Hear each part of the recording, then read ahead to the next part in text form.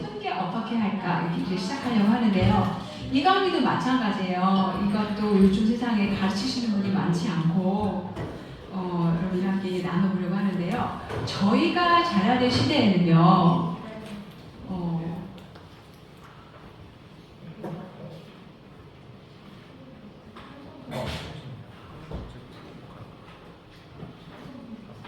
제가 이거 하는 거는 이따가 이제 여기 빠져가지고 혹시 이따가 잊어볼까요? 이게 맞나요? 저희가 자라는 시기에는 아이들이 노트에서 나쁜 말을 하거나 좀 나쁜 행동을 하면은 지나가는 어른들이 소리를 하셨어요. 너 그러면 안 돼! 이렇게 하면 애들이 말을 들었거든요.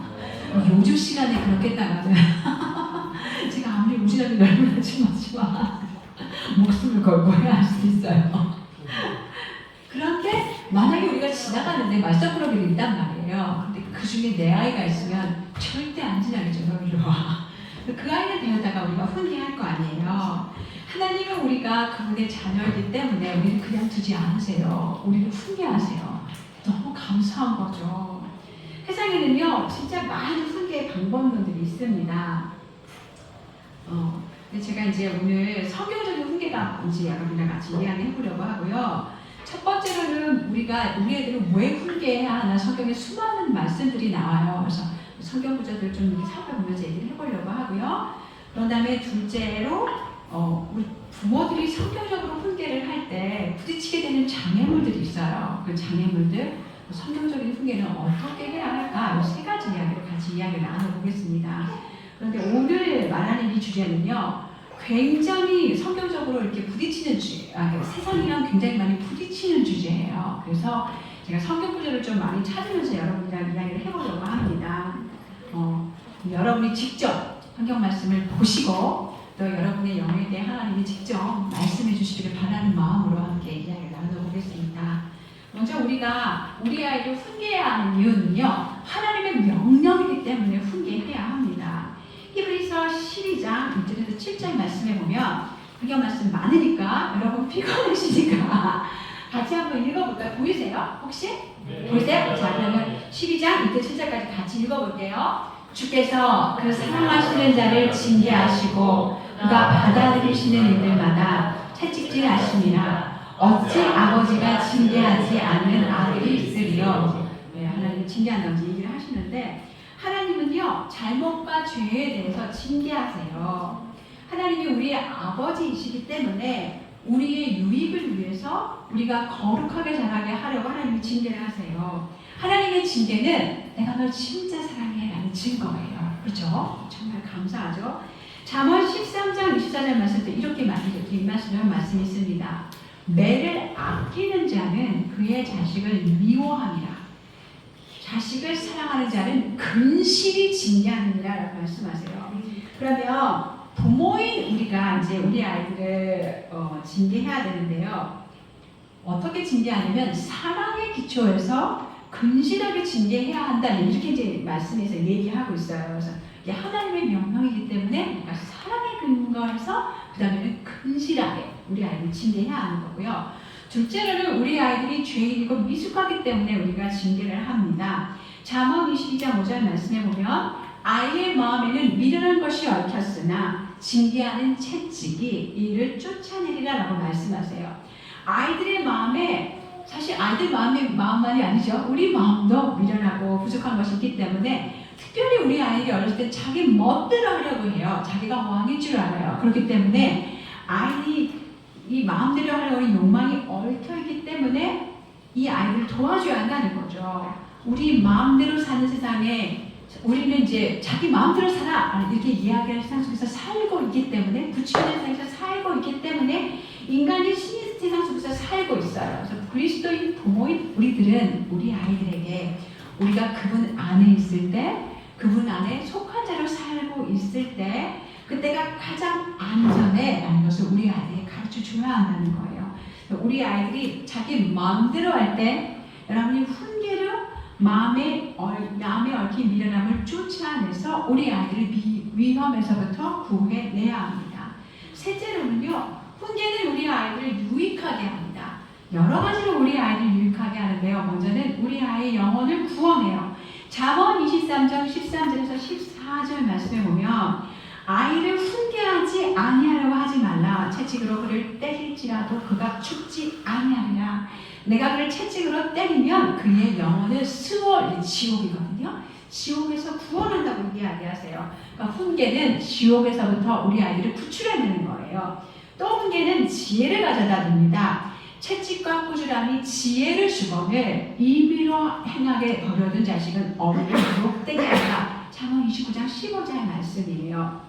그래서 부모가 자식이 마음대로 하도록 내버려두면 자식이 자기 욕망과 유익 때문에 고생하고요. 부모도 그 자식 때문에 고생하는 거예요. 채찍과 꾸지람이 우리 아이가 어리석음을 버리고 지혜를 이렇게 받아들일수록 도와준다고 하는데요. 테드 트리 목사님은 이렇게 이야기하세요. 많이 부딪히실 수도 있지만 여러분 생각과 함께 읽어보겠습니다. 바로잡기 위해 드는 매는 자녀에게 지혜를 가져다 준다. 그것은 하나의 어리석음에 대해 즉각적인 실현하는 효과를 눈으로 보여준다. 적절한 지혜는 아이의 마음을 겸손하게 하며 부모의 교훈에 순종하게 한다. 매를 가하는 것은 아이에게 생명을 주는 말을 받아들일 수 있도록 준비시킨다.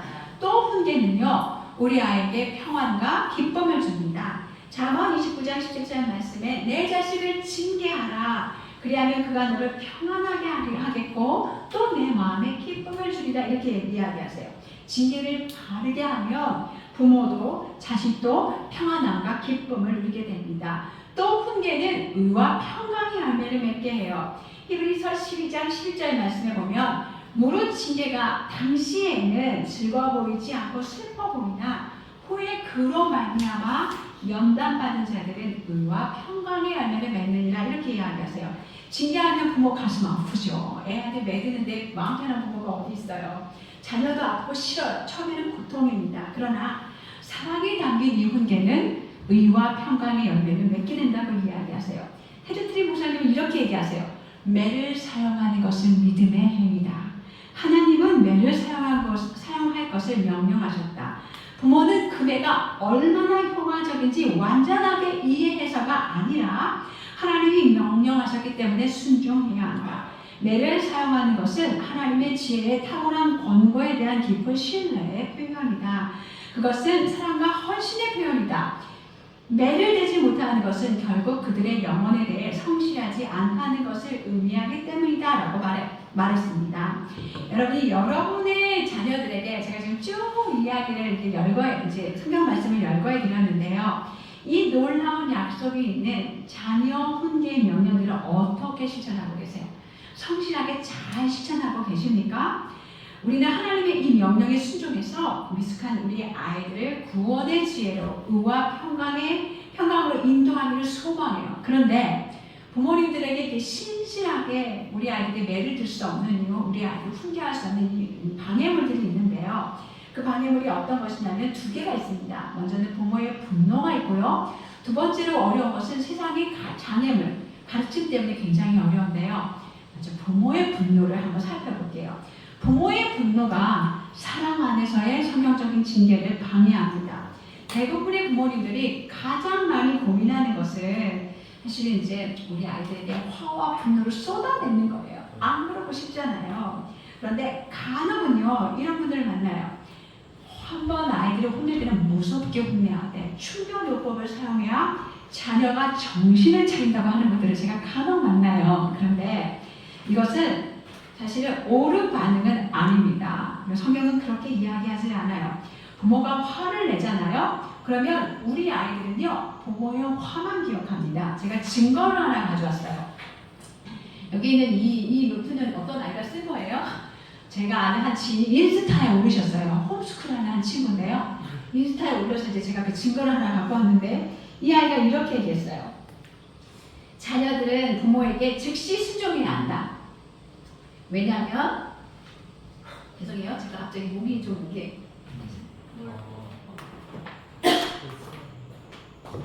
보이시죠? 여러분 한번 읽어보실래요? 보이세요? 같이 한번 읽어보겠습니다.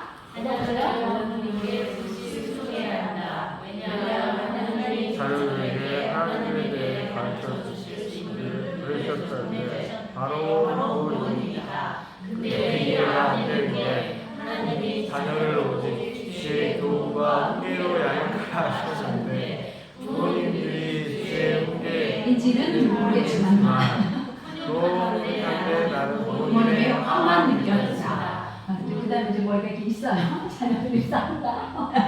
상황은 이러하다. 이게 실제예요. 우리는 우리 아이를 생각해서 막 이렇게 훈계를 하잖아요. 근데 걔는 아무것도 안 들리고 한 가지만 기억해요. 우리 엄마 아빠가 화냈어. 이것만 기억한다는 거예요. 사람은요. 그래서 하나님이 사실은 참 감사해요. 우리에게 하신 말씀이 있어요. 내 사랑하는 형제들아, 너희가 알지니 사람마다 듣기는 속히 하고 말하기는 더디하며 성내기도 더디하다.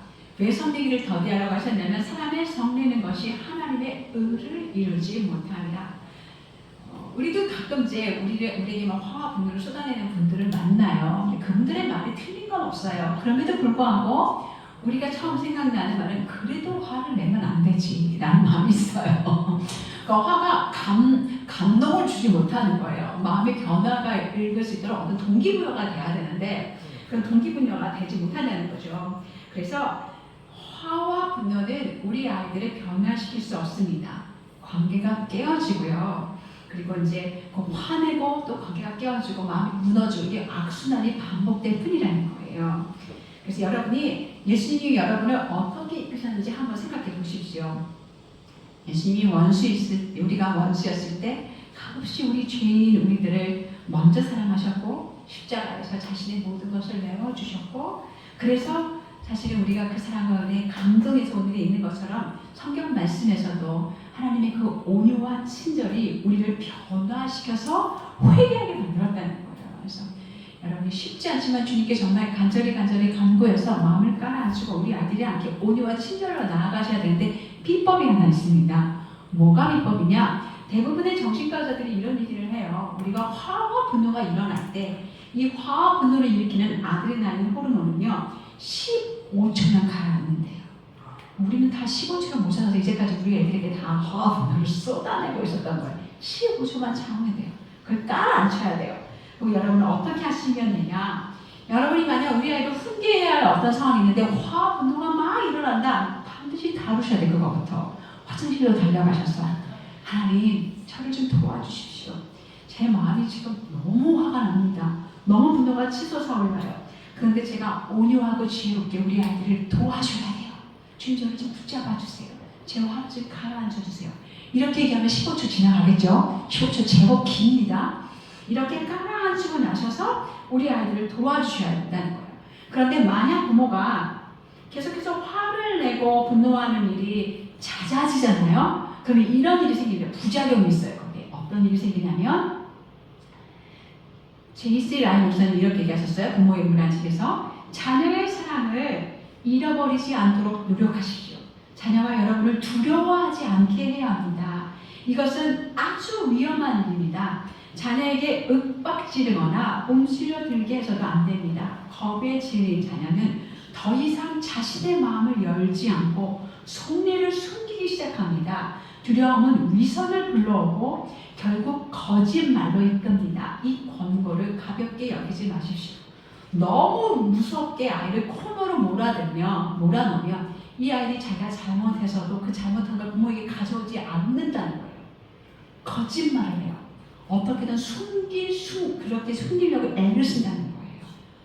그래서 여러분이 조심하셔야 돼요. 너무 두렵게 무서움으로 아이에게 가지 않도록 화와 분노를 쏟아내지 않도록 조심하셔야 돼요. 그럼에도 불구하고 제가 또 여러분에게 다시 이야기합니다. 그럼에도 불구하고 우리가 우리 아이들에게 화를 냈다면 분노를 쏟아낼 수 있다면 우리 죄인이니까 그렇게 실수할 수 있어요. 그럴 수 있다면 죄를 인정하고 용서를 구하는 것만이 비법입니다. 다른 방법은 없어요. 아이들에게 가셔서 여러분의 죄를 인정하고 용서를 구하셔야 되고 그냥 미안해 이렇게만 말하는 게 아니라 엄마가 너한테 죄를 져서 아빠가 너한테 죄를 져서 하나님과 너에게 잘못했어. 엄마를 용서해 줄 수 있겠니? 이렇게 용서해 줄 수 있겠니? 라고 얘기하실 수 있으면 정말 성숙하실 거예요. 그래서 해보세요.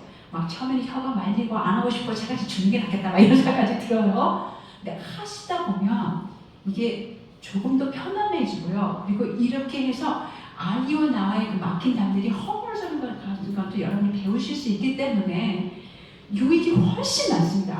더 하시고 싶은 마음이 생기실까 하시다 보면 한 번도 쉽진 않아요. 근데 그거 하나님께 복종시키시면서 아이들이 이렇게 해보시면 좋겠고요. 그리고 또 여러분이 이렇게 아이들에게 용서를 구하는 것은 아이들에게 많은 의미가 있어요. 부모가 좋은 본만 보이고 아이들이 용서를 이렇게 좋은 본만 보이고 싶지만 그건 불가능해요. 우리도 죄인이니까.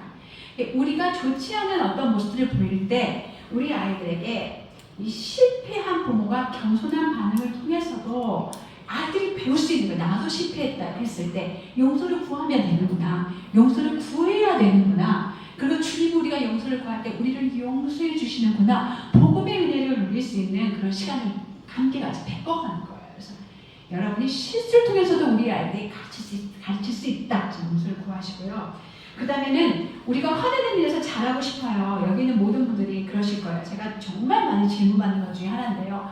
안 돼요, 안 돼. 저도 주거가 됐어요. 애들을 홈스쿨 한다고 집에 데려와서 함께 같이 살아가는데 화를 안 내고 싶은데 아들 둘이니까요. 제가 거의 깡패 엄마인 거예요. 막 때리고 부시고 이러진 않는데 얼마나 무섭게 애들을 막 몰아붙이는지. 그러니까 애들이 잠자면 막 그 자괴감, 죄책감 막 밀려오잖아요. 죽을 것 같았어요. 1년 내내.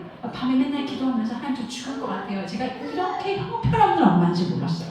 그게 너무 부끄러웠거든요. 그래서 너무너무 힘들었는데 그런데 여러분이 기억하실 것은 하루아침에 달라지지 않아요. 여러분이 10번 화냈던 엄마예요. 그러면 그게 한 번씩 줄여가면서 자라요. 점진적으로 자라요. 10번 화냈던 엄마가 예를 들어 오늘 하루 종일 아이들과 함께 보내면서 9번 화를 냈어요. 그 잘한 걸까요? 안 잘한 걸까요? 잘한 거예요. 그런데 많은 분들이 어떻게 생각하냐면 나는 여전히 화를 내고 있기 때문에 난 변하지 않았어 라고 생각해요. 아니에요. 그렇지 않아요. 근데 모든 사람이 이런 과정을 겪어요. 반드시 줄여가면서 달라져요. 그래서 여러분이 서로서로 조금 이렇게 좀 격려해 주셨으면 좋겠어요. 부부들끼리 특별히. 저희 집에도 제가 이제 아이들에게 이제 함께 같이 있을 때 살짝 톤이 올라가면요. 저희 남편이 딱 나타나서 제 어깨에 손을 얹는다거나 또 식탁에서 누웠으면 제 이렇게 무릎을 또 건드려줘요. 무슨 일일까요? 사인이죠, 우리끼리. 캄다운 합시다. 여보, 진정해요. 이런 사인이에요. 애들 모르는 사인. 그런 사인을 주고받고 또 이제 아이들에게 너무 드러나게 했다면 용서를 구하면서 줄어가면서 잘하는 거예요. 서로 여보 잘하고 있어. 당신 오늘이 8번이야. 2번 줄어들었어. 이렇게 하시면서 격려하시면서 잘하셨으면 정말 좋을 것 같아요. 성령님이 너무 좋으세요. 제가 정말 여러분에게 이야기할 수 있어요. 제 삶에 성령께서 도와주셔서 온유와 친절이 매일매일 자라게 해주셨어요. 지금은 애들이 다 커버렸잖아요. 이제 잔소리 못해요. 제가 잔소리하면 우리 애들이 집에 안 와요. 이제 저랑 얘기하려고 하지 않을 거예요. 제가 이거는 엄마가 조언하는 거야. 너희가 들어도 되고 안 들어도 돼. 이제는 성인인데 너희가 엄마 생각은 이래. 그런데 하나님께 너희가 물어보고 하나님 앞에 너네가 결정해. 이렇게 이제 얘기해야죠. 야, 그럼 이렇게 하는 거야. 그것도 모르니? 그렇게 말하면 안 돼요. 이제 성인이니까. 자녀형이 똑같지 않아요. 어렸을 때와 아이들이 클 때는 다릅니다. 완전히 다른 자녀형이에요. 그러니까 이제 어렸을 때 여러분이 잘하셔야 되니까 그래서 화를 이기고 온유와 친절히 잘할 수 있도록 계속 주님께 기도하시고 계속해서 싸워가세요. 반드시 잘하세요. 아이들이 컸을 때 저처럼 이제 무슨 짓을 저지르든 어떤 일을 행하든 온유와 친절로 이야기할 수 있는 엄마를 주님 변화시켜주세요. 그래서 그때가 중요하니까 이렇게 변화시키는 소망을 가지고 하셨으면 좋겠어요. 두 번째로 우리가 성경적인 그런 훈육을 방해하는 것은 세상의 지혜입니다.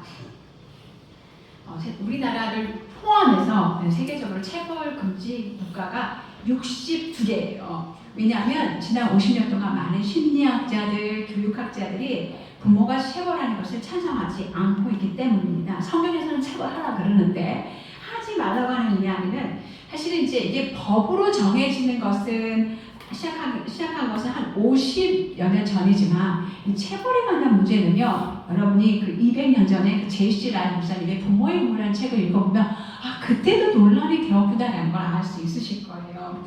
대한민국의 육아 멘토로 불리우시는 오은영 박사님은 체벌하지 말라고 이야기하세요. 체벌은 진짜라고 착각한 자식 사랑이고 자식에게 상처만 준다고 얘기하세요. 그런데 왜 체벌을 금지하라고 이야기하시는지 이유가 있어요. 때리지 마세요. 부모에게 맞으면 아이는 세상에 안전하지 않는 곳이라고 느끼게 돼요. 체벌의 90% 이상은 부모가 자기 감정을 다스리지 못한 결과입니다. 이렇게 이야기하세요. 해상 전문가들이 체벌을 반대하는 이유는요. 감정을 조절하지 못하는 그런 체벌이 아동학대로 발전할 수 있기 때문이에요. 그러니까 정말 그래요. 그런데 여러분이 하나 기억하셔야 될 것은 하나님께서도 감정을 조절하지 않고 우리 아이들을 분노로 체벌하는 것은 반대하셨어요. 금지하셨어요. 그건 아니야. 그건 아니에요. 그러기에 여러분이 먼저 우리 아이들을 체벌할 때 진짜 중요한 것은 여러분의 감정과 분노를 다스리고 훈육하셔야 된다는 거예요. 그래서 하나님의 명령하신 징계는 해상 전문가들이 말하는 아동학대와 관계가 없습니다. 여러분이 감정이 막 올라오고 분노가 있는 상태로 아이를 체벌하시면 안 돼요. 그때는 매를 드시지 마셔야 돼요. 왜냐면 학대할 가능성이 있기 때문에 더 아프게 때리고 더 많이 때리고 이럴 확률이 있기 때문에 그러면 그렇게 하시면 안 돼요.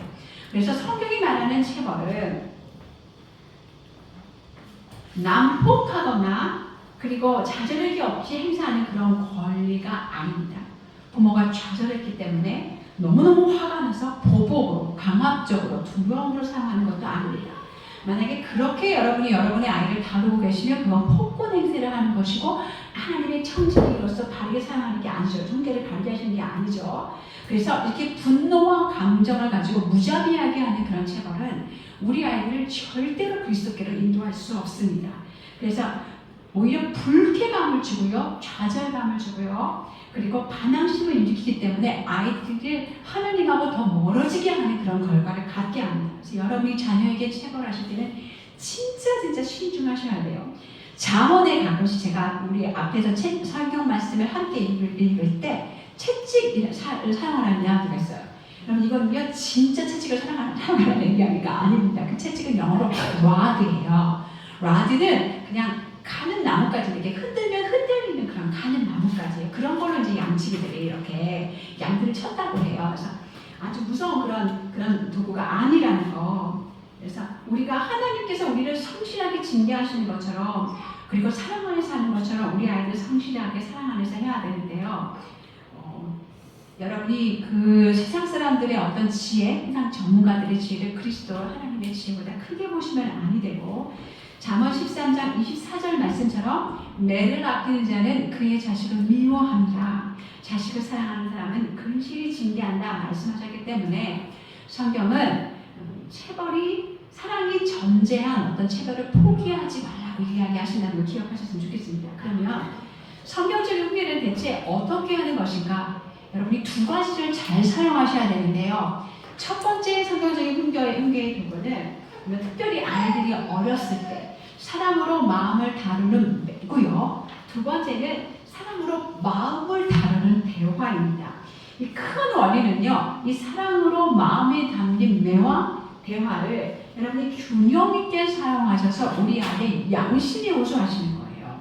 그런데 매와 대화는 아이들의 성장 과정마다 달라요. 여러분이 다르게 사용하셔야 되는데 먼저 우리가 이제 지혜롭게 매를 어떻게 사용하는지 이야기하면서 후반부에 대화에 대한 얘기를 좀 나눠보겠습니다. 먼저 여러분이 매를 사용할 때는 이 5가지 단계를 거치셔야 되는데요. 규칙부터 정해야 돼요. 그 규칙을 가지고 훈계하고 죄고백과 사랑의 매를 사용하고 또 용서하고 화해의 단계를 거치고 혹시 우리 아이가 책임 지불을 해야 될 게 있다면 책임을 지불하게 되는 이런 단계로 여러분이 매를 사용하시면서 훈계하실 수 있을 텐데요. 먼저 제가 앞 시간에도 잠깐 간단하게 이야기했지만 규칙을 정하셔야 돼요. 우리 부부가 어떤 상황에서 우리 아이들을 어떻게 사랑으로 훈계해야 할지 규칙을 정하셔야 되는데요. 사실은 많은 부모님들이요. 아이들에게 가정에 어떤 규칙이 있어야 된다면 굉장히 주저주저하세요. 아이들을 너무나 존중하는 어떤 분이 있다 보니까 애들이 원하는 대로 해줘야 되라는 그런 세상의 압력 속에 계시다 보니까 간단한 규칙을 만드는 것조차 어떻게 해야 될지 걱정이 되시는 거예요. 혹 이 규칙이 우리 아들을 숨 못 쉬게 만드는 건 아닐까? 이런 걱정을 하실 수 있게 되는데요. 여러분이 여러분의 아이들을 가르치고 여러분의 아이들을 도와주지 않으면 세상이 여러분의 아이들을 제정합니다. 아마 이런 댓글 많이 들어보실 거예요. 그래서 여러분이 여러분의 아이들에게 규칙을 주고 가르치고 돌보는 일을 계속하셔야 되는데요.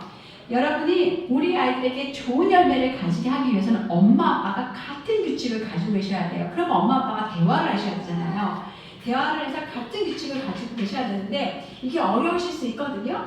같은 규칙을 가지실 수 있는 방법 중에 하나가 감사하게 복음의 경과 자녀학교 책을 여러분에게 나눠주셨다 하시니까 그 책을 한번 쭉 같이 함께 읽으시면서 부부가 일주일에 한 번씩 조금 쉐어링 하시고 또 그 책에 매 장마다 나눌 말씀 질문이 있거든요. 그 질문들을 이야기하시면서 가시면 우리가 어떤 방법으로 어떻게 우리 아이의 규칙을 정하고 도와줘야 할지 같은 마음을 품으실 수 있을 거예요. 그래서 같은 마음이 제일 중요해요. 그렇지 않으면 애들이 헷갈려요. 엄마가 맞나? 아빠가 맞나? 뭐가 성경적인 거지? 애가 헷갈리기 때문에 두 분이 충분히 대화하셔서 동일한 어떤 규칙을 가르치고 그래서 우리 아이들이 엄마 아빠를 조정할 생각을 꿈도 꾸지 못하게 하셔야 돼요. 엄마 아빠는 똑같아. 한 애가 와서 뭐라고 하면 엄마가 뭐라 그러셨어? 아빠가 뭐라 그러셨어? 엄마 아빠는 한 마음이야. 똑같아. 이렇게 아이들에게 얘기해 주실 수 있으면 훨씬 더 좋으실 거예요. 그래서 여러분이 규칙을 정하셨으면 아이들에게 나이에 맞게 정하셔야 되고 애들한테 얘기해 주셔야 되는데요. 뭐 이런 걸 수 있겠죠. 부모 말씀에 순종하기, 형제끼리 친절하기, 몸으로 싸우지 않기, 거짓말하지 않기 뭐 이런 규칙일 수 있겠죠. 그래서 이런 규칙이 만드셨으면 처음 아이들 어릴 때는 좀 적어서 눈에 보이게 해주시는 것도 방법일 수 있을 것 같아요. 아이들에게 천천히 어떤 상황일 때 우리 집에 매를 맞는다고 아이들이 알 수 있어야 되는 거죠. 저희 집에서 매를 드는 경우는 3가지였어요. 첫 번째는 우리 아이들이 이렇게 하면 매를 맞아 알고 있는데도 의도적으로 불순종했을 때 매를 맞습니다. 두 번째는 다른 사람에게 해를 끼쳤을 때 누구든지 때리거나 물거나 발로 차거나 우리 집에서 용납이 안 돼요. 누구를 때리든 용납이 안 돼요. 그럴 때는 아이들이 매를 맞고요.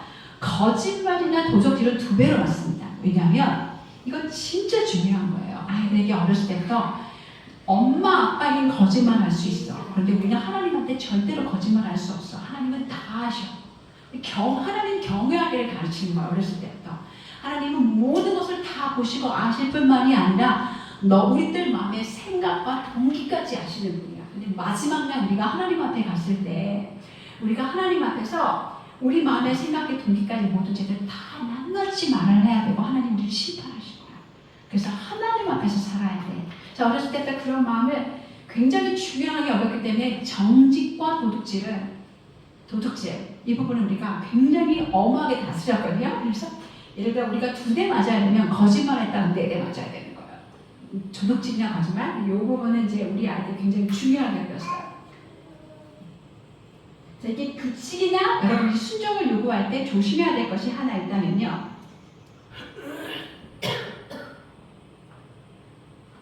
조심해야 될 것이 하나 있다면 여러분이 제가 이건 안 보여드리고 혼자 계속 얘기했나요? 도둑질 조심하시고 조심할 것은 우리 아이들이 아직 어리잖아요. 어리니까 아이들의 수준에 맞춰서 하셔야 되는데 예를 들어 제가 이제 가끔 그런 걸 보는데 애들은요 자꾸 뭘 깨뜨리고 부시고 흘리고 그래요. 근데 그런 것을 엄마 아빠한테 순종하지 않았다. 엄마가 조심하고 먹으라고 했는데 순종하지 않았어. 이런 식으로 애를 줄 수는 없어요. 뭔가 깨뜨리면 너 괜찮니? 아이부터 살펴야죠.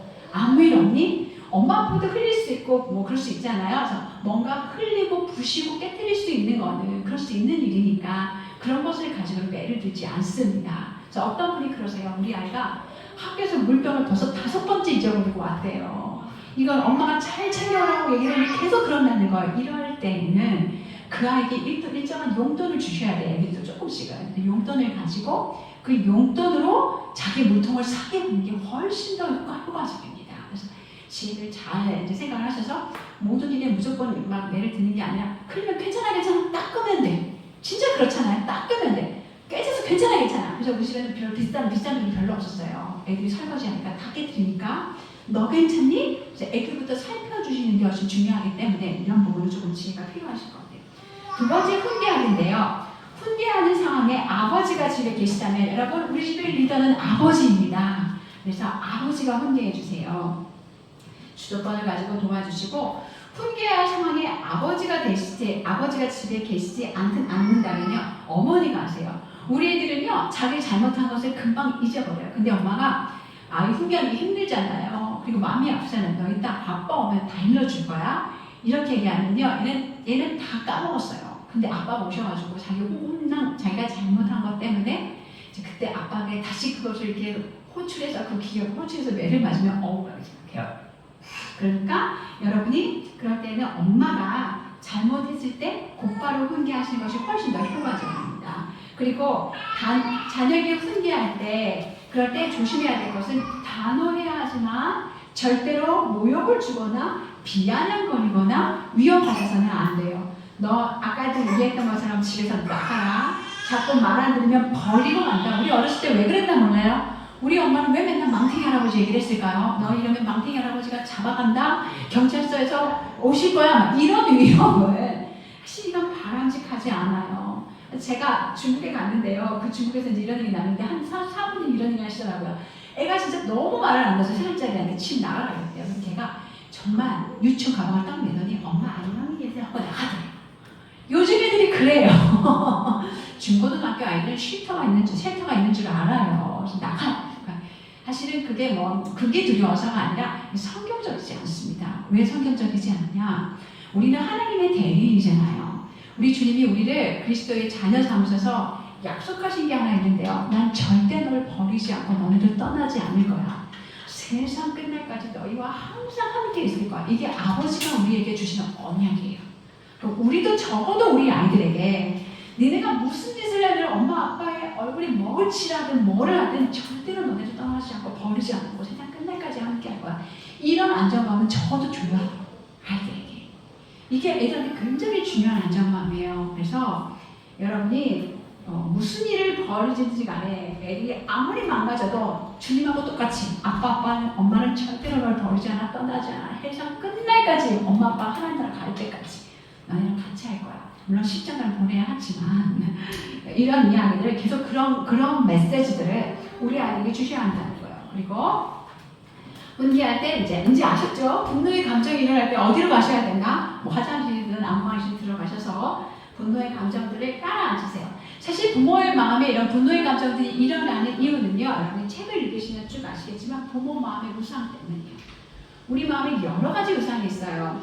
우상이 안락함의 우상, 보답의 우상, 존경의 우상, 성공의 우상, 통제의 우상, 여러 가지 우상들이 있는데 자녀들이 이 우상들을 건드리기 때문에 내 마음에 분노가 막 이렇게 일어나고 화가 일어나는 건데요. 사실 이건 하나님이 그 분노를 자극하셔서 분노가 일어나게 하시면서 내 마음에 어떤 우상이 있는지 드러나게 하시는 거예요.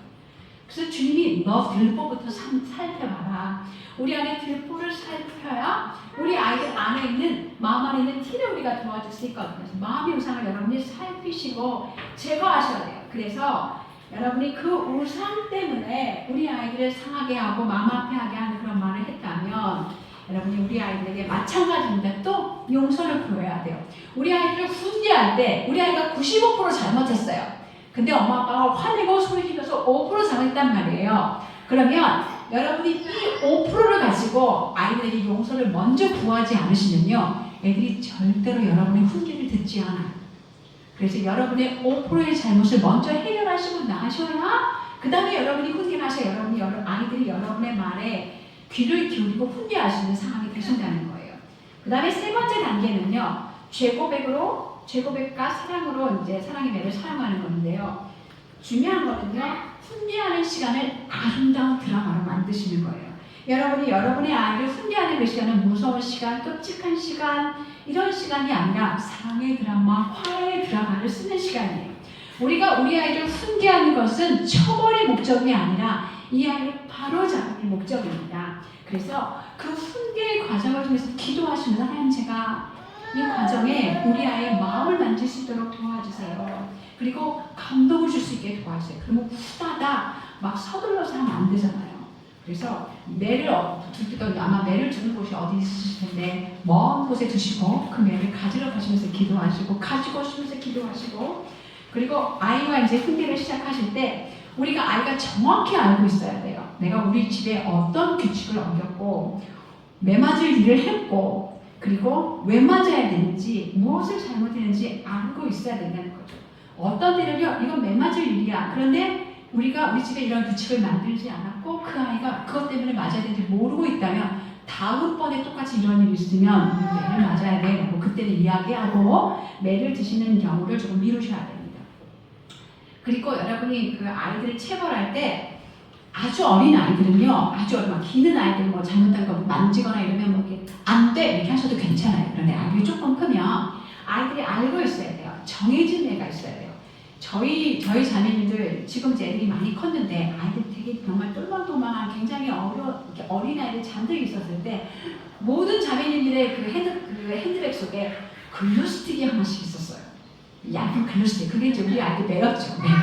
보통 이제 엉덩이를 때리는데 글루스틱을 가지고 계셨는데 그 글루스틱도 좋은 매가 될 수 있을 것 같아요. 그래서 어떤 집은 또 이렇게 나무 주걱 이런 걸 사용하시는 집도 계세요. 그래서 여러분의 적당한 나무 주걱이나 뭐 글루스틱이든지 이렇게 매로 사용하시는 것들 정해진 하나의 그 매가 있어야 되고 횟수도 정하셔야 돼요. 한 대, 두 대, 뭐 세 대 이렇게 횟수를 딱 정하셔야 되고 여러분이 정말 마음이 상한다고 더 때려도 안 되고 그리고 더 세게 때려도 안 되고 정해진 곳이 있어야 돼요. 사람의 이렇게 신체를 보면 매 맞기 딱 좋은 곳이 하나 있는데 엉덩이. 살이 제일 많잖아요. 그래서 뭐 이제 그렇게 정해지고 손바닥에 뼈가 이렇게 있어서 이렇게 아이가 많이 아플 수도 있어요. 어떤 분은 종아리도 때리시고 뭐 손바닥도 때리신다는데 어쩌면 가장 안전한 곳 아이가 많이 이제 아픔을 느끼지만 가장 안전한 곳은 엉덩이가 아닐까라고 생각하는 이건 법은 아니고요. 이제 여러분이 하나님께 좀 지혜를 구해보시고 그런데 이제 정해진 곳이 있어야 되는데 막 등짝을 때리거나 머리를 쥐어박는다거나 발로 찬다거나 뺨을 때린다거나 이렇게 아무데나 때리면 안 돼요. 이거는 애들이 굉장히 마음이 상해. 마음이 상하기 때문에 여러분이 정해진 곳에 이제 하셔야 되고요. 과거에 여러분 그런 일이 있으시다면 여러분의 자녀에게 용서를 구하셔야 되고 다시는 그런 일이 일어나지 않도록 조심하셔야 됩니다. 그 진짜 중요한 것은요. 1대1로 훈계하셔야 돼요. 얘네들 자존심 있어야 돼요. 동생들이 있는 앞에서 형을 혼내거나 이제 뭐 마찬가지로 이렇게 막 이렇게 전체적으로 사람들이 다 있는 앞에서 얘기하면 애가 뭐하냐고 말은 더 어렵잖아요. 1대1로 여러분의 가정에 훈계의 방이 있으셔야 돼요. 안방으로 가시든 아이들 방으로 가시든 일정하게 훈계할 수 있는 훈계의 방으로 가셔서 아이들과 이야기를 나누시는 게 정말 중요합니다. 그리고 체벌하기 전에 우리 아이들에게 사랑을 확신시켜줘야 돼요. 예를 들어 이런 거예요. 엄마 아빠는 너희를 진짜 사랑해. 너무너무 사랑해. 너에게 매드는 거 좋아하지 않아. 네가 매 맞고 마음 힘들면 아프면 엄마도 마음이 아파. 그런데 하나님은 엄마 아빠에게 너가 잘못했을 때 징계하라고 얘기해 주셨어. 하나님도 사랑하는 사람을 징계하셔. 너를 사랑하게 네가 죄 짓는 것을 그만둘 수 없어. 이 아픔을 너가 기억하면서 내가 죄를 짓는 것은 결과를 낳는구나. 이걸 기억하라고 이렇게 매를 드는 거야. 그리고 내가 하나님께 순종하고 부모님께 순종하면서 복을 누리기 위해서 이렇게 하는 거야. 그래서 책에 써 있습니다. 여러분 이걸 조금 읽어보시고 여러분이 여러분 것으로 만드셔서 아이들에게 사랑을 확인시켜 주시고 그리고 매를 드는 거예요. 그리고 기회를 잡아서 매를 들 때는 미리 아이에게 매를 때릴 때가 아닌 다른 시간에 매를 맞을 때는 어떻게 해야 될지 얘기해 주실 필요가 있어요. 소리를 지르거나 화를 내거나 변명하거나 트집을 잡지 않고 우리가 이건 약속된 거니까 평온하게 받아들여야 되는 거야. 그럼 이걸 미리 좀 얘기해 주시고 그래서 이제 여러분이 이걸 이렇게 미리 아셔서 하시면 좋을 것 같고요. 그 다음에는 이제 사랑의 매를 이제 여러분이 실행을 하시는 거고 네 번째 단계는 용서하고 화해하는 건데요. 매를 맞고 난 후에는 혹시 누구에게 잘못해서 그러고 형제끼리 때려서 그렇다거나 뭐 이런 일이 있다면 용서를 구해야 되잖아요. 서로 용서를 구하게 해주세요. 누구에게가 용서를 구하게 하면 저희 집에서는 용서를 구할 때 좀 웃기는 일이긴 한데 서로 존대를 하겠어요. 형님, 제가 형님을 발로 차서 죄송합니다. 제 죄를 용서해 주실 수 있겠어요? 이렇게 얘기하겠고 또 형님도 아우님, 내가 아우님께 비아냥거려서 죄송합니다. 제 죄를 용서해 줄 수 있겠어요? 이렇게 존대를 하겠어요. 근데 좀 웃기지만 서로 존대하면서 서로 이렇게 존중에 마음을 담아서 이렇게 하나님을 느끼는데 이건 뭐 법은 아니고 저희 집에서 이제 그렇게 했다는 얘기를 해드리는 건데요. 사실은 왜 그렇게 하냐? 죄는 괜찮은 것이 아닙니다. 그리고 그렇게 했으면 예수님이 나를 용서해 주셨으니까 저도 형을 용서해 드릴게요. 예수님이 나를 깨끗이 용서해 주셨으니까 저도 동생을 용서해 줄게 이렇게 이야기하게 했어요. 그래서 죄는 괜찮은 게 아니기 때문에 또 때때로 겸손하게 용서를 구해줘서 고맙습니다라고 얘기를 했거든요. 그렇게 얘기하고 용서를 서로 구하게 하시면 좋을 것 같아요. 그래서 그리고 나서 같이 기도를 합니다. 그리고 기도할 때 아이들에게 자기의 잘못을 기도에 담게 해줘요. 참 이상한 게 애들이 자기가 잘못한 일인데도 기도로 잘못한 일의 내용을 담는 걸 굉장히 힘들어해요. 안 하려고 해요. 그런데 그래서 애들한테 얘기해 준 거예요. 우리가 잘못했을 때 하나님께 우리가 고백하는 건 너무 중요한 거예요. 그리고 우리가 성경 말씀에 우리가 우리의 죄를 자백하면 하나님은 미쁘시고 의로우사 우리의 죄를 사하시고 모든 불의에서 우리를 깨끗하게 하신다 그랬어. 그래서 죄를 고백하고 용서를 구하는 게 부끄러운 게 아니라 죄를 고백하지 않고 용서를 구하지 않는 게 부끄러워. 용서를 구하는 것은 죄를 고백하고 용서를 구하는 건 용기 있는 일이야. 그건 아름다운 일이야. 이걸 아이들에게 얘기해 주셔야 돼요. 그래서 이렇게 다 훈계를 마치고 난 이후에도 아이들에게 너가 이렇게 죄를 고백해줘서 너무 고마워. 그리고 이 훈계의 모든 과정들을 잘 받아줘서 너무 고마워. 하나님이 너의 죄를 깨끗이 다 용서해줘서 이런 확인, 선언이 필요하다는 거죠. 그리고 아이들과 함께 기도해 주시면서 아이들도 고백하고 엄마 아빠가 아이들 기도에 보태서 하나님 우리 아들이 이런 죄를 저질렀습니다. 그런데 회개하게 해주셔서 감사해요. 주님이 용서해 주셔서 감사해요. 우리는 이렇게 연약하지만 예수님이 십자가의 그 보혈로 우리를 죄 없다 해주시고 의롭다 해주셔서 감사해요. 주님 우리가 우리의 힘으로 또 죄를 저지르지 않은 일을 하지 못합니다. 우리를 도와주셔서 서로 사랑하게 해주시고 예수님의 사랑을 드러내는 사람이 되게 해주세요. 이렇게 기도하고 마무리할 수 있도록 여러분이 이끌어 주셨으면 좋을 것 같아요. 자, 이제 그 다음에는요, 이제 책임 지불인데요.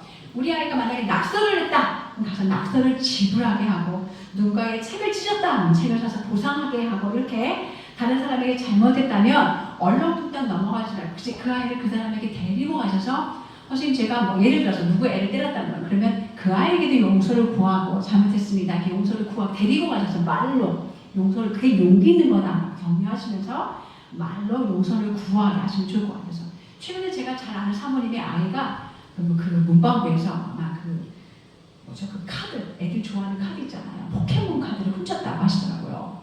내가 애들이 너무 많으니까 창피해서 용서를 구하지 않겠다고 편지를 쓰겠다고 이렇게 얘기했다고. 편지도 괜찮지만 제가 그래도 데리고 가셔서 직접 자기 입으로 그분을 보고 이해하게 하라고요. 그건 굉장히 중요한 거다 얘기했어요. 그래서 다음번에는 꼭 그렇게 했으면 좋겠다. 그래서 여러분들 기억하셔서 입으로 알고 고백할 수 있도록 하시면 정말 좋겠습니다.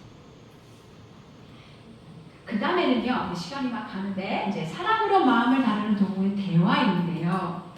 부모가 이렇게 풍성한 대화를 이건 정말 중요해요. 여러분의 아이들이 제가 어느 교회 가서 이제 이성교제에 대한 강의를 했는데요. 선생님 한 분이 손을 들면서 얘기를 하세요. 이미 여기 있는 많은 아이들이 부모님이랑 이야기를 하지 않는다는 거예요. 너무 슬펐어요. 아이들이 엄마 아빠랑 얘기 안 하면 어디다 얘기를 해요. 자기 친구들한테 얘기하잖아요. 그래서 저희 집에서는 이제 어렸을 때부터 방문은 못 잠굽니다. 무슨 일이 있어도 우리 집은 방문을 잠그지 않는다. 옷 갈아입는 거 제외하고는. 그래서 언제든지 엄마 아빠하고 대화하고 엄마 아빠한테 뭐든지 얘기하고. 사실 아이들이 마음을 닫는 것은요, 부모가 권위적이기 때문에 마음을 닫아요. 여러분이 권위적이지 않으시면 애들이 다가와요.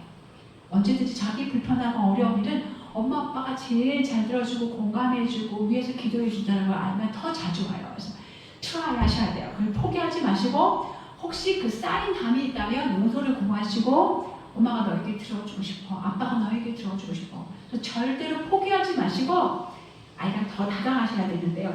그래서 아이랑 적극적으로 대화하셔야 돼요. 저희 책에 보면 저희 부부끼리 적어도 저희 교회에서는 지난번에도 말씀드렸지만 한 달에 2번 정도 부부 데이트를 하라고 권해드려요. 그래야 엄마 아빠가 한 마음을 품어서 애를 도와줄 수 있잖아요. 자녀하고도 자녀 데이트를 하라고 말씀드려요. 하나의 양만 1대1로 엄마랑 아빠랑 이 자녀 데이트를 하면요 이 아이가 좋아하는 거를 사줘요. 걔를 먹여줘요 그날을. 그리고 특별히 아이들이 많은 가족이면 더 많이 데이트가 자녀들이 많은 가족이면 더 많이 1대1 데이트를 하셔야 돼요. 한 달에 한 번이면 돼요. 아니면 애들이 많으면 2달에 한 번이면 돼요. 애랑 1대1 데이트를 하시면서 그 아이에게 맛있는 거 사주시고 많이 격려해주시고 너 엄마가 보니까 이거 고쳐야 될 것 같아. 아빠가 보니까 이거 고쳐야 될 것 같아. 그러니까 그 다음에 절대로 데이트 안 하려고 해요. 맛있는 거 사주고 걔가 먹고 싶은 거. 요즘 뭐 힘든 거 없니? 엄마 아빠가 뭐 도와줄 거 없어? 혹시 엄마 아빠가 달라져야 될까? 뭐 한 가지만 얘기해줘. 너만 얘기하면 엄마 아빠 힘드니까 딱 한 가지. 엄마 아빠가 잘해야 될 거, 예수님 닮으려면 변화해야 될 거 한 가지만 얘기해줘. 그럼 애가 신나야 돼. 엄마 아빠 만나면. 그런 시간하고 대화 시간을 조금 더 늘려가시면 좋을 것 같아요. 그래서 여러분이 자녀와 여러 가지 유형으로 대화를 하셔야 되는데요. 격려와 바르게 함, 책망, 간청, 지도, 경고 뭐 이런 여러 가지 이야기들이 있는데 이렇게 아이랑 풍성한 대화들을 하셔야 되는데요. 자녀 양육에서 정말 주의해야 될 것은요. 문제가 생겼을 때만 아이들과 이야기하도록 하지 않으셔야 돼요. 그냥 대화가 우리 일상이 돼야 돼요. 우리의 삶이 되어야 돼요. 자녀 양육에서 진짜 중요한 건 예방이에요. 신명기 6장 6절에서 9절 말씀해 보면 길에 앉았을 때, 누웠을 때, 일어날 때든지 행할 때든지 부모가 부지런히 가르치라고 이야기하시잖아요. 그래서 여러분이 항상 나는 예수 그리스도의 도구다. 언제든지 딱 준비가 되어 있어요. 어떤 상황이든 우리 아이들이 가르칠 수 있는 그런 기회들을 달라고 주님께 기도하셔야 되고 여러분이 가르쳐야 되는데 예방교육으로 제일 좋은 도구는 가정예배예요. 그 가정예배 때 여러분이 아이들 인생에 필요한 모든 것들을 하나씩 가르칠 수 있는 기회를 가질 수 있어요. 그리고 삶의 모든 상황에서 길거리를 가시다가 뭐 TV를 같이 보셨을 때 광고의 문구든지 간에 하나님의 뜻에 어긋나는 것, 세계관에 어긋나는 것이 있다면 신문, 기사, 뉴스, 영화를 보든지 간에 그 이야기를 가지고 그 대화들을 하나씩 쭉 뽑아서 우리 아이들과 이야기하시면서 대화를 늘려가실 수 있겠죠. 그래서 이제 우리 아이들이 자라나는 어떤 성장 과정에 따라서 대화하는 시간이 달라지는데요. 사실 뇌를 가장 많이 사용해야 될 때는 0세에서부터 만 6세예요. 그러니까 유치때. 말이 안 통할 때, 고집 부릴 때 이럴 때 뇌를 사용하고 이제 아이들이 조금씩 커가면 8세 이하는 한 1분에서 2분 정도 대화하고 여러분 규칙대로 뇌를 사용하시면 되고요. 초등은 한 10분에서 20분 정도 대화하고 그다음에 중등은 한 30분에서 1시간 정도까지 대화하실 수 있어요. 어떤 애들은 더 많이 얘기하려고 하는데요. 길게 얘기하면요. 이게 언행이에요. 그 대화가 또 앞으로 갔다 끝이 나지 않아요. 저희는 최대 1시간. 이제는 그만하자. 딱 엄마가 그냥 끊으시는 게 좋아요. 그래서 그 1시간 정도 애들하고 계속해서 이야기를 나누셔야 되는데요.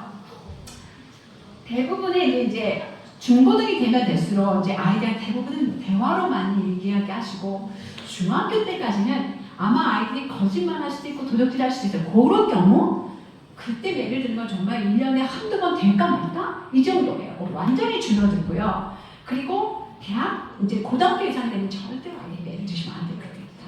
다 대화로 얘기 나누시니까. 매를 사용해야 될 때는 유치에 많이 사용하고 초등학교 때는 이제 가끔씩 중고등학교 때는 중학교 때는 정말 가끔 한두 번 될까 말까? 그리고 고등학교 이상은 절대로 사용하시면 안 된다는 거죠. 이거 이제 기억하시면서 하시면 좋을 것 같고요. 그리고 자녀들이 자라갈수록 여러분이 이제 우리 아이들의 마음을 살피는 이제 대화들을 함께 나눠가셔야 되는데요. 이제 이런 거예요. 부모가 대화를 하는 거는 부모가 보고 느낀 것을 일방적으로 쏟아내지 않는 건데요. 예를 들어 이런 거죠. 우리 아이들이 이제 막 저희 집 아이들을 보니까 제일 많이 부딪히는 비아냥거리는 거예요. 서로 놀리고 비아냥거리는 것 때문에 되게 많이 이렇게 부딪히는데요. 근데 엄마가 보니까 왜 싸웠는지 알 것 같아요. 뭐 때문에 싸웠는지 다 알겠어요. 그럼 엄마가 이렇게 말할 수 있죠. 야, 둘째, 너 그러면 하면 되니 안 되니? 그거 엄마가 안 된다고 말했잖아. 엄마가 놀리는 말 하지 말라 그랬지. 얼른 미안하다고 해. 이거는 일방적인 대화예요. 그러면 여러분이 이 아이의 마음에 어떤 일이 일어났는지 뭘 도와줘야 할지 알지 못하세요. 그래서 여러분이 촉이 있으시고 뭔 일이 일어났는지 전부 다 알지만 아이들과 대화하실 때는 두 아이가 싸워서 왔어요. 물어보셔야 돼요. 무슨 일이 있었니? 그럼 애들이 얘기해야 돼요. 얘기해요. 그러면 그 아이가 그 상황을 어떻게 이해했는지 이야기를 할 거예요. 그 이야기를 들으시면서 여러분이 뭘 도와줘야 될지 그 포인트를 잡으실 수 있을 거예요. 그래서 그 해석해야 되는 것을 아이가 어떻게 해석했는지를 알아야지 여러분이 도와주실 수 있는데 일반적으로 우리 아이들은요 절대로 자기 잘못을 먼저 이야기하지 않아요. 상대방의 잘못부터 이야기하고 탓부터 해요. 그래서 그 얘기를 들으신 다음에 그러면 그 상황에서 네가 잘못한 건 뭐니? 제가 그 다음에 물어봐요. 그리고 나서 핵이 최종 얘기가 너는 하나님은 너가 잘못한 일에 대해서만 너한테 물어보실 거야. 상대방이 잘못한 이야기는 하나님이 걔한테 물어보실 거야. 너가 잘못한 건 뭔지 물어보고 그리고 나서 근데 대부분 아이들은요, 자기가 잘못한 일을 축소시키고 자기에게 유리하게 이야기해요. 그래서 여러분이 이렇게 질문을 자꾸 하셔서 아이의 마음에 숨겨져 있는 어떤 죄들을 찾아내는 그런 관계 시간이 필요하다는 거죠. 이런 질문 사용하실 수 있어요. 너가 동생을 놀렸는데 그때 기분이 어땠어? 말로 공격하는 건 뭐 알고 다른 방법은 없었을까? 그 상황에서 너는 이웃이 형을 사랑했니? 동생을 사랑했니? 그 반응을 하기 전에 네가 하나님을 의지했니? 하나님께 도와달라고 기도했니? 상대방이 어떻게 하든지 간에 죄로 반응하면 너 책임이야. 네가 그 상황 속에서 너의 잘못은 뭐니? 그러면 네가 잘못한 것만 가지고 상대방에게 용서를 구할 수 있겠니? 이렇게 해야 해결이 돼요. 애들이 서로 잘못한 것에 대해서 서로 이 아이도 그 사람이 잘못한 것이 있었고 저 아이도 잘못한 것이 있으니까 각자 서로가 잘못한 것에 대해서 용서를 구하게 하며 그러면 이제 그 상황 속에서 애들이 어떤 죄된 태도가 있었고 어떤 의로운 태도를 입을 수 있는지 얘기할 수 있겠죠. 이런 거예요. 에베소서 4장 29절 말씀을 보면 무릇 더러운 말은 너희 입 밖에도 내지 말고 이게 기준인 거예요. 하나님은 더러운 말을 입 밖에도 내지 말았는데 너희 지금 비난한 거였어. 그리고 덕을 끼치는 데 소용하는 대로 선한 말을 해서 듣는 자들에게 은혜를 끼치라 말이거든. 그럼 너네가 한 행동 중에서 뭘 버려야 될까? 뭘 입어야 될까? 더러운 말을 버려야 되고 선한 말을 입어야 하잖아요. 이런 이야기를 아이와 함께 이야기를 하시면서 아이들의 양심이 호소하시는 거예요. 예를 하나 들면 이런 거예요. 저희 아이가 이제 큰아이가 성인이 가까워오는 어떤 생일날이 가까워오는 그런 시점이었는데요. 옛날 저희가 살던 집에 아파트 그 빌라 앞에 이렇게 빨래를 넣을 수 있는 작은 옥상 공간이 있었어요. 제가 어느 날 저희 작은 애랑 둘이 빨래를 같이 넣었는데 저희 작은 애가 이러는 거예요. 엄마, 제가요 형 성인식에 크게 쏘려고 했거든요. 근데 요즘 형이 하는 행동을 보니까 너무 괘씸해요. 확 깎아버려야 되겠어요. 이렇게 얘기를 하는 거예요. 그래서 제가 그렇게 얘기했어요. 아, 네, 그런데 딱 한마디 했어요. 예수님이 우리가 한 것대로 우리에게 갚으시면 무슨 일이 있을지 한번 생각해. 이렇게 했어요. 예수님이 행하신 일이 사실 우리 아이의 양심을 찔렀어요. 그래서 그 아이가 우리 큰아이의 생일날 크게 썼어요. 10만 원. 다시 그렇게 쏘고 나서요. 자기 성년식에 돌려받았어요. 10만 원. 근데 아무튼 근데 정말 감사하더라고요. 아무 조건 없이 베푸신 예수님의 사랑이 우리 아이의 양심을 찔리게 만드는 거예요. 그래서 여러분 이제 이렇게 이제 이런 식으로 대화를 사용하셔서 여러분이 사랑의 매와 대화를 잘 사용하셔서 우리 아이들의 양심을 찔러서 그리스도께서 행하신 일을 보게 하고 그래서 행동할 수 있도록 도와주시면 좋을 것 같은데요. 이 훈계의 모든 과정은 정말 제가 이제 지났잖아요. 저는 이 모든 과정을 보니까 하나님의 놀라운 은혜가 있으신 것 같아요. 우리가 우리 아이들을 훈계할 때 부모의 위치는 두 가지입니다. 왜 두 가지이냐? 부모가 권위자로서 우리 아이들을 바르게 인도하는 역할을 해요. 또 하나는 동시에 우리가 자주 우리 아이의 죄에 대해서 죄로 반응하는 동료 죄인의 역할도 있어요. 오히려 화와 분노가 날까요? 우리 안에도 죄가 있기 때문이에요. 그래서 여러분이 자녀 양육의 수많은 어떤 기회들 속에서요. 자주 넘어지고 실패하시면서 여러분 마음에 있는 온갖 우상들을 발견하게 되실 거예요. 그런데 이 우상들이 있으면 이 우상들을 사실은 하나님께서 우리를 양육하시는 과정이거든요. 그래서 자녀 양육의 과정 동안에 우리가 자녀를 양육하지만 하나님은 우리를 양육하세요. 우리 마음속에 온갖 우상을 드러내셔서 우리를 거룩하고 정결하게 만드시는 그런 과정이에요. 근데 그 과정을 우리 애들이 봐요. 여러분이 여러분의 아이들 양육하면 내가 죄인이 맞다. 내가 얼마나 인내가 없는지 사랑을 없는지 제가 그 비참하면서 눈물을 흘렸던 그 시간에 여러분이 똑같이 모르실 거예요. 내가 이렇게 형편없는 아빠였다니 이렇게 인내가 없고 사랑이 없다니 이런 걸 발견하실 거예요. 그러면 여러분도 어차피 하나님 앞에 가실 수밖에 없어요. 주님 저 좀 도와주세요. 제가 이렇게 형편없는 저를 봐요. 내가 제일 사랑하는 우리 아이에게 제가 제일 엉망으로 대해요. 제일 마음대로 해요. 하나님 저 좀 도와주세요. 울부짖지 않을 수 없어요. 그러면 하나님이 우리에게 은혜를 부어주세요. 우리를 변하게 해주세요. 복음의 은혜를 우리한테 부어주세요. 내가 너를 얼마나 사랑했는지, 내가 너에게 얼마나 인내하고 있는지, 얼마나 너를 기대하는지, 네가 그럼에도 불구하고 너를 얼마나 사랑과 인내로 보호하고 양육하고 보호하고 계시는지 그걸 보여주세요. 우리가 복음에 감격해서, 복음의 사랑과 은혜에 감격해서 우리 아이들에게 하나님 때문에 사랑과 친절의 어떤 모습을 보이는 그런 방법으로 변화되는 거예요. 근데 우리 애들이 그걸 다 지켜보기 때문에 감사하게 성령님께서 여러분을 먼저 다루셔서 여러분의 안에 있는 마음의 죄와 우상들을 제거하게 해주시고 자라게 해주신다는 거죠. 와, 복음의 은혜가 너무 놀랍네. 우리 엄마하고 아빠가 달라지라. 우리 아이가 그랬어요. 호랑이 같은 엄마가 복음 때문에 시간이 지날수록 달라졌다는 거예요. 변화됐다는 거예요. 그게 자기들에게 복음으로 이끄는 어떤 역할을 그게 만드는 거죠. 그래서 우리 아이들이 여러분을 바라보면서 복음의 은혜 때문에 변화되는 부모님을 바라보면서 하나님의 사랑을 경험하고 또 여러분이 여러분의 아이를 도와주잖아요. 그 부모님의 도움을 통해서 자신의 마음의 죄를 발견하고 여러분과 똑같이 나의 이 죄는 내가 감당할 수 있는 게 아니라 하나님만이 나를 도우시고 있구나. 그런데 예수님이 십자가에서 이 모든 일을 행하셨구나. 이 복음의 은혜로 우리 아이들도 변화가 일어나고 예수님이 내가 필요한 존재이구나라는 걸 발견하게 된다는 거예요. 이게 하나님의 디자인이에요.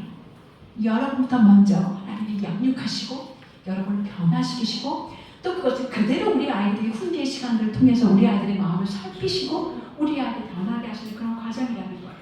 그래서 자녀 양육의 이 시간 동안에 부모님도 하나님의 사랑을 더 깨닫게 하시고 우리 아이들도 부모님을 통해서 하나님의 그 사랑을 더 깨닫게 하시면서 하나님의 그 구원의 은혜가 나타나도록 하시는 거예요. 자녀는 그래서 너무 놀라워요. 신실하게 하나님이 이 모든 과정을 도와주시고서 이 은혜가 모든 가정에 가장 계속해서 넘치시기를 간절히 소망합니다. 제가 오늘 여러분과 함께 나누는 건 여기까지고요. 이제 혹시 질문 있으시면 요 나머지 시간 되면 질문을 좀 채워 말씀 주겠습니다. 혹시 질문 있으세요? 여러분의 질문은 누군가의 질문이시고 또 그 질문은 다른 분들을 이렇게 또 이렇게 격려해 주시는 질문이기 때문에요. 지금 이렇게 질문을 적어서 조금 주시면 여러분의 아이들을 섬기는 데 도움이 되지 않을까 싶습니다. 뭐든지 어떤 것이든지 좀 질문해 주셨으면 좋겠습니다.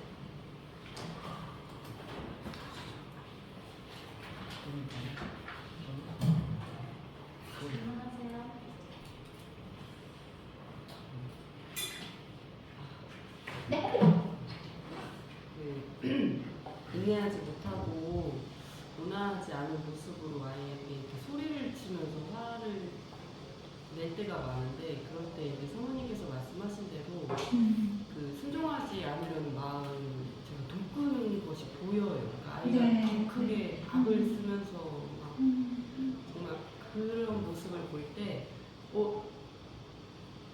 내가 그러니까 그런 모습은 내 의도와는 다르다. 그러니까 나는 얘를 돕고 싶지, 얘를 화나게 하고 싶지 않은데 내 연약함 때문에 내가 소리를 치면서 얘기를 했는데 지금은 멈춰야 되는데 멈춰지지가 않아요. 네네. 그런 상황이 저를 힘들게 하고 또 제가 이제 가장 염려하는 것은 이 책의 181페이지에 나와 있는 건데 그 자녀의 사랑을 잃어버리지 않도록 노력하라는 거예요. 그래서 그 아이가 주눅들지 않게 하고 움츠러들지 않게 하고 그런 엄마의 모습 때문에 엄마한테 마음을 열지 않는 그런 상황을 만들지 말자. 그리고 경계하고 있는 저의 모습을 이렇게 딱 이렇게 잘라내는 것처럼 끊어지지 않거든요. 근데 그럴 때 어떻게 해야 하는지 자리를 피하는 것도 해봤어요. 그래서 이제 좀 이렇게 깔아앉히려고 해보기도 했는데 어느 때에는 정말 아기가 이렇게 끝까지 가는 것처럼 보이는 그런 때에는 또 제가 그 자리를 떠나는 것을 더 이렇게 못하게 해요. 막 이렇게 소리치면서 그러니까 가지 마, 자기를 버리는 것 같은 생각이 드는 거예요. 근데 저는 그런 모습을 볼 때 그게 이렇게 사랑으로 감싸지지 않고 더 크게 화를 내서 이렇게 막 억눌러서 그 상황을 빨리 좀 끝내고 싶은 막 그 견디기가 힘들거든요. 그럴 때는 어떻게 해야 그러니까 정말 많은 부모님들이 이 부분을 이제 얘기하셔요. 이제 아마 오늘 강의를 쭉 들으시면서 이제 생각을 하셨을 거예요. 생각하셨을 건데 이제 스타팅 포인트는 우리가 다 이제 시작하는 지점이에요. 우리가 우리 아이에게 분노와 화를 풀어내는 것은 정말 아무 열매를 거둘 수 없다. 이걸 가슴에 새기는 것도 사실은 이제 첫 발을 내디디시는 거예요. 그리고 그럼에도 불구하고 제가 아까 이제 말씀드렸던 것처럼 점진적으로 자란다. 한 번에 달라질 수 없다. 근데 이 싸움을 우리는 이제부터 계속하는 거예요. 계속하는데 진짜 중요한 거는 실패했을 때 그 순간순간마다 제가 아이에게 용서를 구하라 말씀드렸잖아요. 제가 아직도 기억나요. 제가 마음을 다루면 자녀의 미래가 달라진다는 책을 이제 읽으면서 제가 저희 아이에게 잘못된 것들이 이렇게 생각이 나더라고요. 그런데 이제 그 아이한테 그 용서를 구하려고 가는데요. 가기 싫어요. 말하기 싫은 거예요. 한편에 제 마음에 차라리 죽는 게 낫겠다는 생각이 들 정도로 자존심이 막 허락을 하지 않더라고요. 그래서 알았어요. 한 이틀을. 끙끙 앓고 안 갔어요.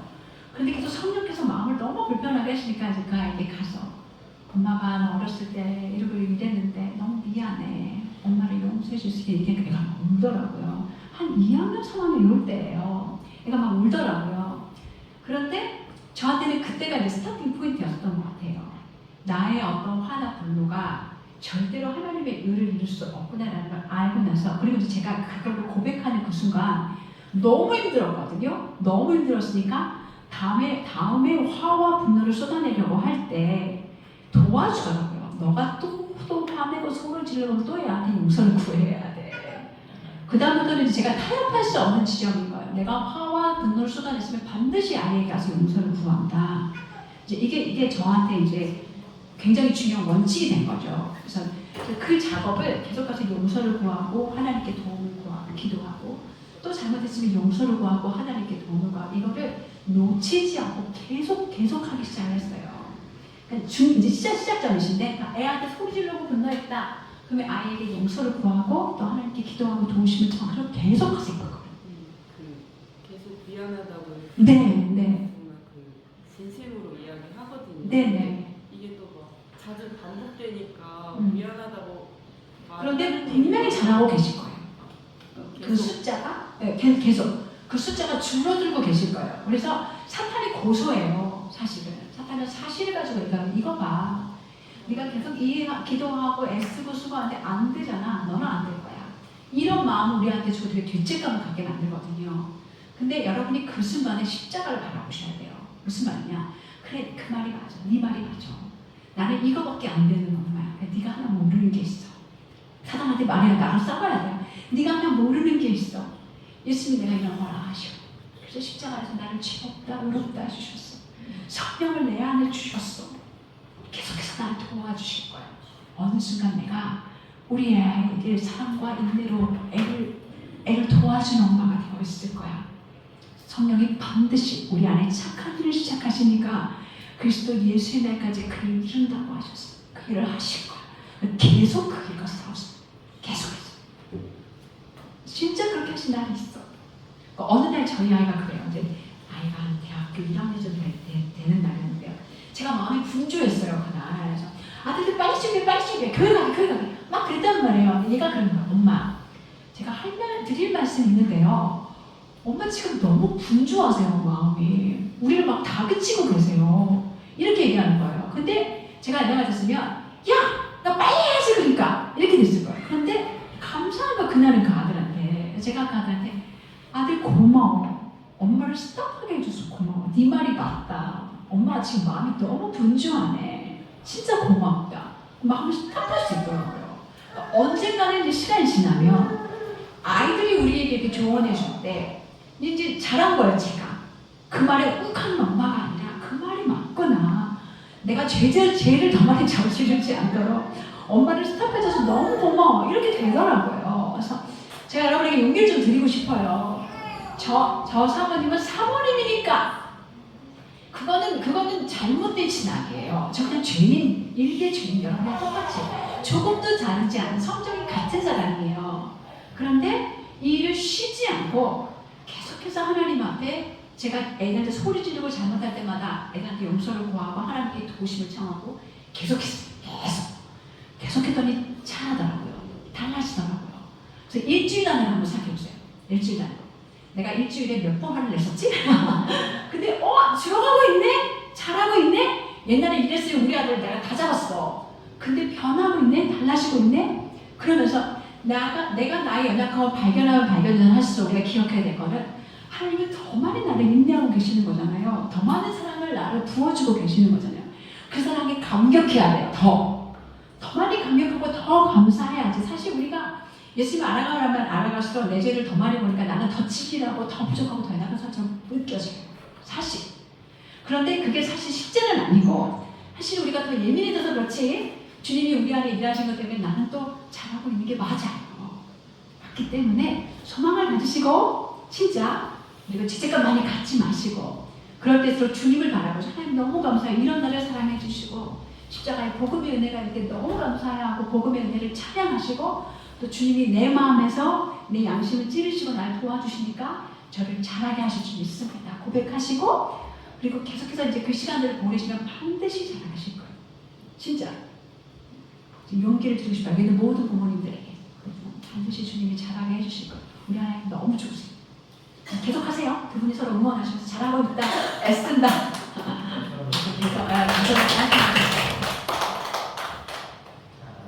질문 한 번만 더. 또 다른 질문 있으세요? 네.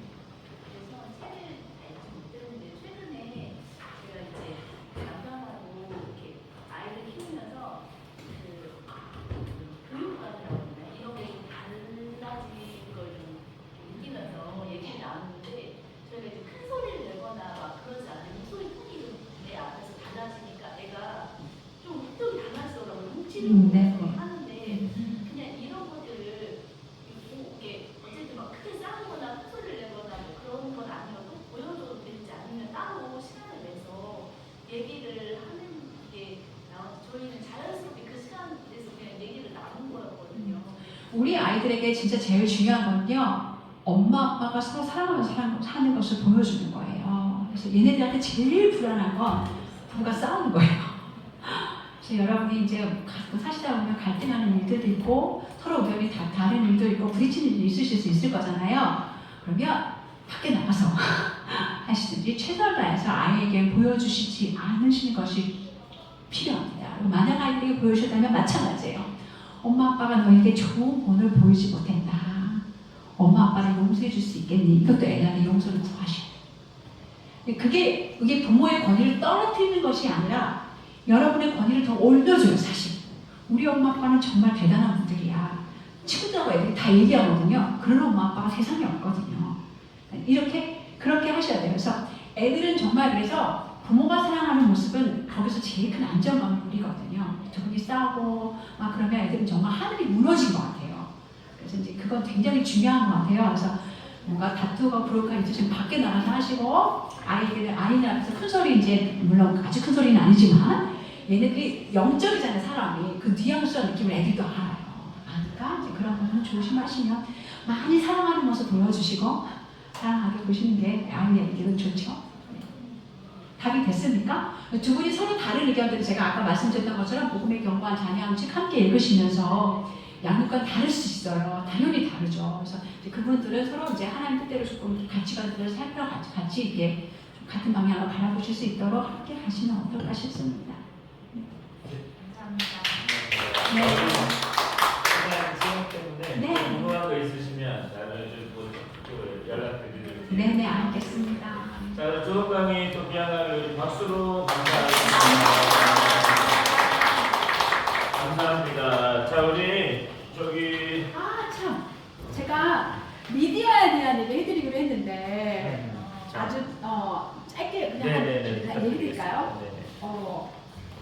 제가 지금 딱 놓쳤네요. 미디어에 대한 얘기를 했는데 아마 여기 슬라이드에 미디어 문제 굉장히 중요한데요.